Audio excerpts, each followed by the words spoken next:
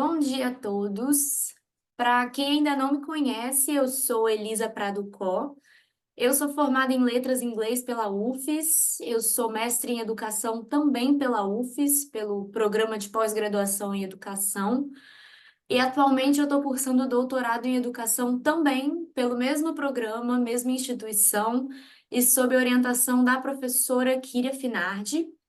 E foi no mestrado que eu fui introduzida aos estudos decoloniais e passei a trazer essas perspectivas para as minhas práticas, para as reflexões sobre as tendências que aparecem e que permanecem, né, no mundo do English Language Teaching. Bom dia a todos, eu me chamo Roberta Gomes Leão, também sou orientanda da professora Kíria Finardi, estudo também no PPGE, no doutorado em Educação e Linguagens, e trabalho com tecnologias digitais para o ensino e aprendizagem de língua inglesa e línguas adicionais desde a graduação. Também tenho formação em letras em inglês e sou bolsista da CAPES, que é a financiadora da pesquisa. O título do nosso trabalho é o ensino e prática da pronúncia em inglês no Speech Ace sobre a perspectiva decolonial.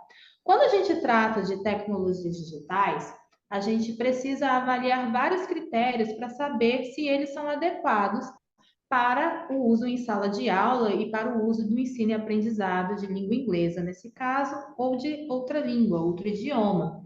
E um desses critérios que nós utilizamos para avaliar essas tecnologias digitais é o critério ergonômico. Quando falamos em ergonomia, a gente precisa pensar naquilo que é confortável e que traz essa característica de familiaridade para o usuário, para que ele consiga se habituar com o uso da tecnologia digital e que aquilo pareça normal, pareça algo tranquilo, não seja algo que está fora da realidade ou inalcançável.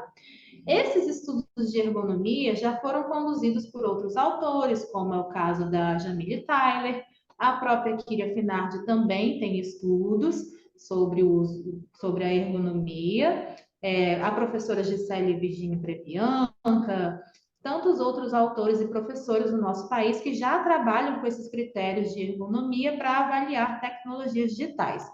E esses daqui que eu utilizei para avaliar o Speech Ace junto com a Elisa foram baseados no Laboratório de Usabilidade de Produtos Digitais da USP. Eles têm uma lista de critérios lá que tratam exatamente da funcionalidade, que é o objetivo da plataforma, se é um objetivo de ensino e aprendizagem ou se é uma plataforma de que pode ser utilizada para o ensino e aprendizagem, se é uma plataforma, um aplicativo, um software confortável, ou seja, o uso das cores é apropriado para a leitura, o contraste das letras, o tamanho das letras, os itens eles são de fácil localização pelo usuário.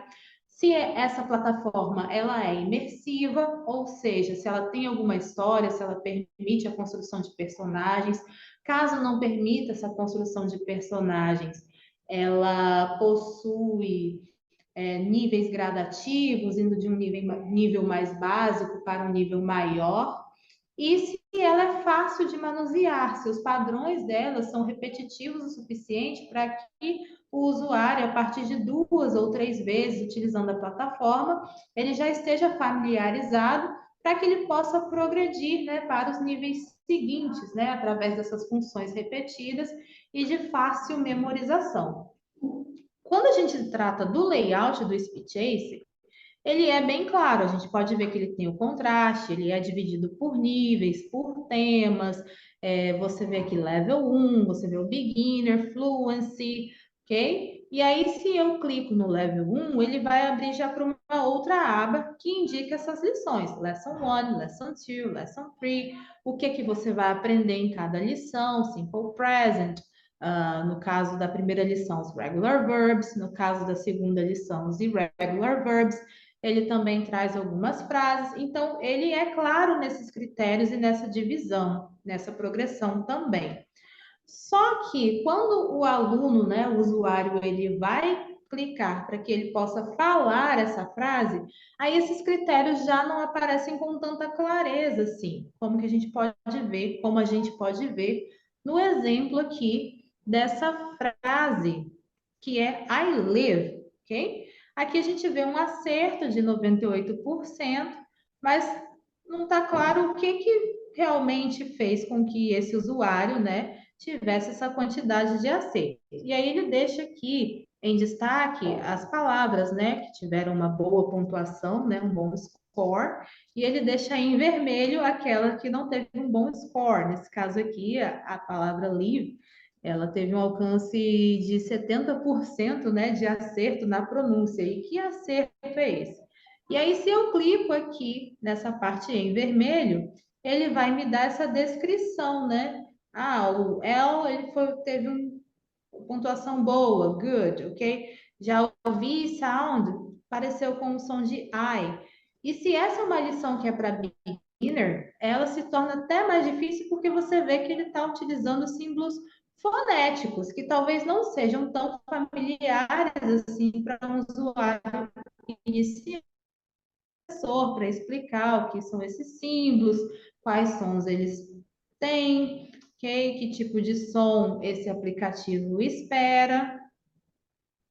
E seguindo aqui, a gente vê essa mesma indicação, né, em vermelho do som V, sound like Z, mas ainda assim não está claro que som que eu devo fazer, qual som que eu devo fazer. Se eu saio aqui da apresentação e vou para o Speech Ace para mostrar para vocês, aí vocês vão conseguir ouvir exatamente qual é o som que a plataforma espera, né? I live in Mais uma Seattle. vez. I live Quando in a gente lê esse Seattle. Seattle, tá claro que é aquela pronúncia norte-americana, estadunidense, porque a gente sabe que falantes de outros países ou até outras regionalidades podem fazer a pronúncia de forma diferente. Por exemplo, eu vou colocar aqui uma pronúncia um pouquinho diferente para vocês verem como funciona. Se eu gravar aqui. I live in Seattle. Ele já me deu um score de 71%. Menor. E aqui está aqui quase tudo errado. E o mais interessante é que se eu faço uma pronúncia mudando o som do live para live e acertando de acordo com o que ele espera o som de Seattle, a pontuação vai mudar. Vou regravar aqui para vocês verem. I live in Seattle. Foi até mais. Foi até mais. E olha que foi um erro que alterou completamente o sentido da frase. Alterou o sentido e ele deu uma pontuação maior. Então, que critério é esse que ele está usando, tanto de pronúncia quanto de sentido, Uhum. para avaliar, né, a pronúncia do aprendiz, né? E se pensar que são aprendizes que não são falantes nativos do idioma, o ideal seria que ele tivesse essas instruções nos idiomas do aprendiz, seja em português, seja em francês, seja em espanhol, para que ficasse claro para o aprendiz aquilo que está na discussão, né?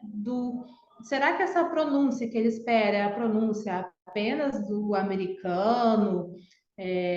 Ou eu posso, com o meu inglês, alcançar um nível de 95%, 100%? Esse nível é realmente alcançável para um falante não nativo, para alguém que é um aprendiz? Então, a gente resolveu trazer essas questões, apesar dos alunos gostarem de ser algo que é imersivo para eles ficam nessa busca de tentar acertar cada vez mais a pronúncia, né, da frase correta, né? Mas que pronúncia é essa? Será mesmo que existe essa pronúncia padrão em pleno século XXI, com a expansão, né, do alcance da língua inglesa em tantos países, em tantas culturas diferentes? Será que realmente existe esse único padrão a ser atingido por um falante não nativo? E são essas as discussões que a Elisa vai trazer.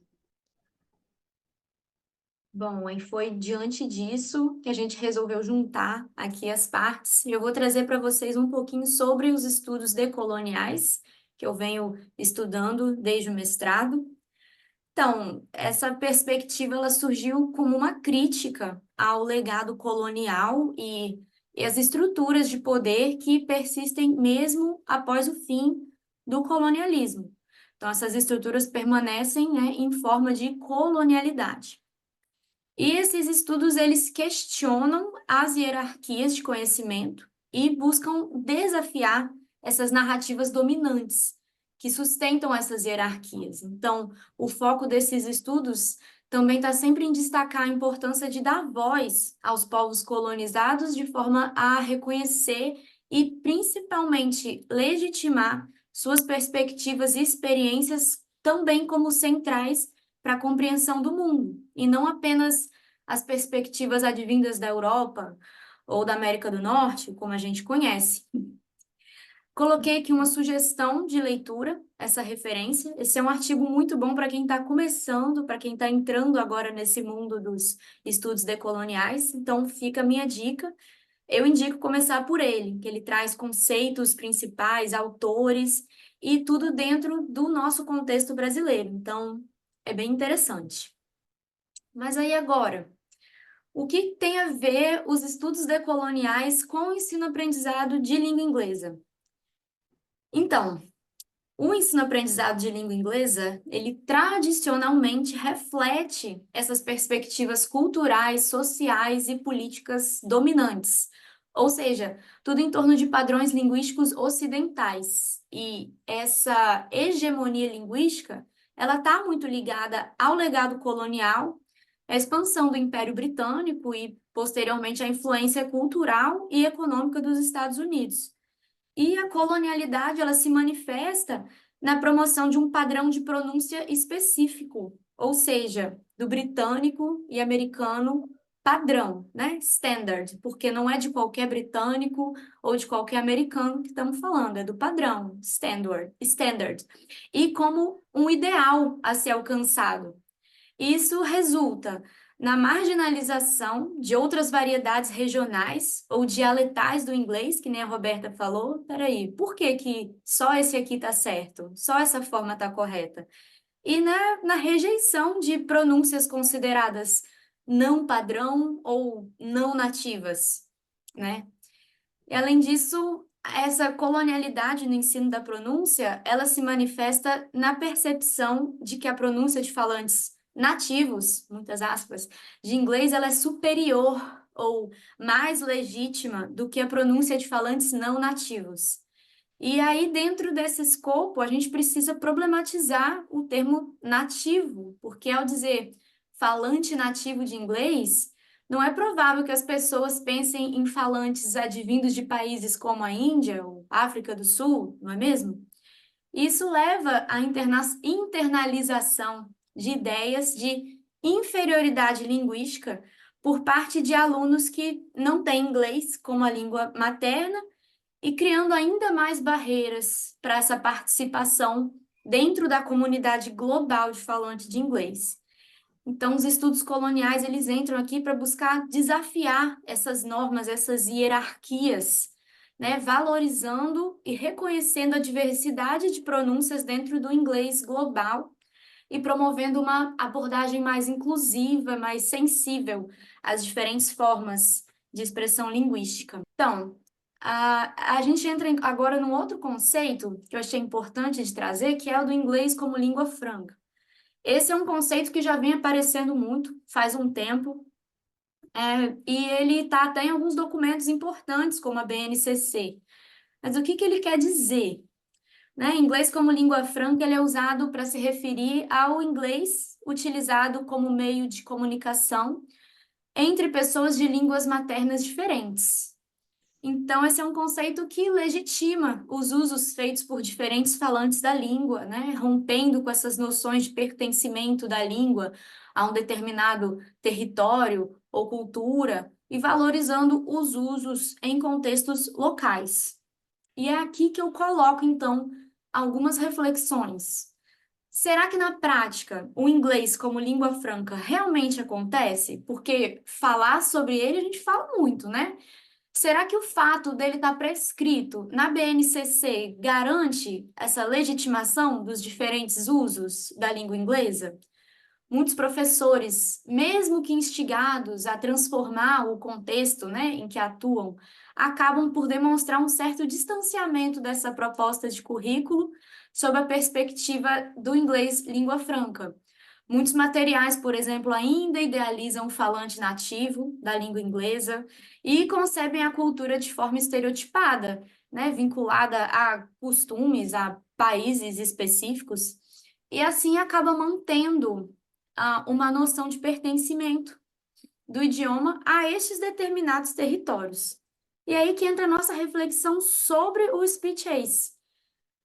Ele avalia a nossa pronúncia baseando-se em quais critérios? Quando ele diz que não está tão bom, está ali 70%, 60%, ele diz isso por quê? É porque está errado? É porque você pronunciou de forma você pronunciou errado de forma a mudar o sentido daquela palavra? Ou não está tão bom porque não está parecido com o nativo? E essa que é a nossa reflexão para vocês, professores, né, e também alunos. Quais são os seus critérios na hora de corrigir pronúncia? Pois é, Elisa, e além disso, a gente observa, né, que às vezes o professor ele quer inovar, ele quer atrair, utilizar tecnologias digitais, né, que também entram no material, né, para o ensino e aprendizagem de línguas adicionais, Aham. e ele ainda vem com esse padrão, com esse engessamento de que existe uma forma correta, ele não deixa claro qual o critério, e além disso traz essa questão da inferioridade do aluno. Poxa, minha pronúncia não é 100%, minha pronúncia está Uhum. aqui nos 70%, minha pronúncia é 75%, não, tem que melhorar para chegar a 100%. E o que é esse 100%? Será que é realmente possível chegar a esse 100%? Será que é necessário chegar a esse 100%? Então, são coisas que a gente precisa desconstruir no ensino da língua inglesa. Pensar também que até mesmo dentro de um local onde há nativos, por exemplo, o próprio país, né, Estados Unidos, existem variações linguísticas, existem variações de pronúncia. Então, não existe uma forma só de pronunciar aquela frase ou aquele verbo. Às vezes eu fico até com um pouco de receio de falar sobre esse tema com professores, porque às vezes a gente é mal compreendida. Sim, as pessoas veem, mas Elisa, você está dizendo que não é para eu corrigir pronúncia? Falei, não é isso. Mas é assim, pensar quais são os meus critérios na hora de corrigir. Por exemplo, meu aluno falou, I am very busy. Aí eu, não, peraí, é busy, não é buzzy. Mas por quê? Porque com esse erro de pronúncia você acabou mudando a palavra, né? Mas é diferente de ficar insistindo lá no aluno para ele falar thank you em vez de thank you. Porque, peraí, se ele falou thank you, continua inteligível. A comunicação ainda está acontecendo. Por que que tem que ficar cada vez mais parecido com um falante nativo? A gente é brasileiro. Tem alguns traços, não é? Do português que acabam entrando ali no inglês e é isso que é bonito na língua, na hora de falar, né? Assim, if you speak broken English, that means you speak another language. E é isso que deveria importar, eu acho, né? O nosso objetivo não foi trazer respostas, mas sim trazer uma reflexão, né? Sobre os diferentes usos da língua inglesa, sobre a legitimação desses usos, principalmente, e sobre o ensino, sobretudo, da pronúncia. E a gente espera que essa reflexão venha contribuir com suas práticas docentes futuras, né, que venha ajudar seus alunos e também a pensar nessas tecnologias de forma mais crítica. Achei um aplicativo muito legal, vou aprender com isso aqui. Não, peraí, vamos ver. Ele me avalia de que forma, né? Exato. E a gente precisa pensar, como professor, que não existe tecnologia digital perfeita que vai ensinar 100%. Eu acho o Speech Ace válido para você ensinar aquele iniciante que está ali querendo melhorar. Geralmente eu utilizo esse aplicativo como método de reforço. Passo para aquele aluno que não está pegando bem aquela pronúncia em conjunto na sala de aula, para ele treinar em casa. Mas é bom você sempre explicar, olha, esse parâmetro aqui é baseado na pronúncia do país X, da região X. Mas aqui na sala de aula a gente pode utilizar a forma que você consegue alcançar. A gente pode utilizar o inglês brasileiro. Então a gente precisa pensar que se o aplicativo ele está incompleto, ele não traz aquela descrição exata do que está sendo feito, o professor ele pode levar isso como tópico de discussão para a sala de aula, além de completar aquilo que o aplicativo não alcança. Com certeza, sempre completar o aplicativo, né? É aí que entra o papel do professor nesse caso. E por fim não, porque essa apresentação ela não acaba por aqui, tá? Nós gostaríamos muito que vocês continuassem essa reflexão, não apenas nas práticas de vocês, mas aqui nos comentários, ok? Para todo mundo compartilhar suas experiências, compartilhar o que achou, o que acha, o que sabe, tá bom? A gente deixou aqui o nosso contato para quem quiser saber mais sobre tanto sobre o uso de tecnologias digitais quanto sobre os estudos decoloniais. Aqui está o nosso e-mail para a gente trocar ideias, discutir, discordar ou concordar. Estamos aí para conversar e aumentar as pesquisas sobre o assunto. Por fim, agradecer ao Breast Thistle Espírito Santo Chapter pela disponibilidade, pela oportunidade da gente poder participar do evento aqui dessa forma remota e assíncrona. E eu espero que no futuro a gente tenha aí um compilado, um repositório de mais e mais vídeos, mais participações dessa forma. Então, obrigada a vocês, obrigada a todos que assistiram e até a Obrigada a próxima. todos e a equipe do Brasil. Até a próxima também.